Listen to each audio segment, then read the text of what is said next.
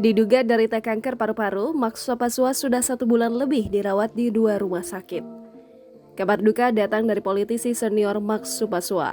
Mantan politikus Partai Demokrat yang kini bergabung dengan Partai Emas itu meninggal dunia di Rumah Sakit Pusat Angkatan Darat Gatot Subroto, Jakarta, Rabu 17 November 2021. Anak Max, Vero Sopasua menuturkan sang ayah telah dirawat selama 17 hari di RSPAD Gatot Subroto setelah mengalami sakit di paru-paru yang diduga kanker.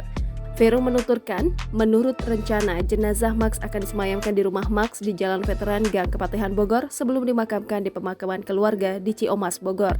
Max diketahui adalah inisiator Kongres Luar Biasa Partai Demokrat di Deli Serdang, Sumatera Utara, bergabung ke Partai Emas besutan Hasnaini Moin sejak akhir Desember 2020 lalu.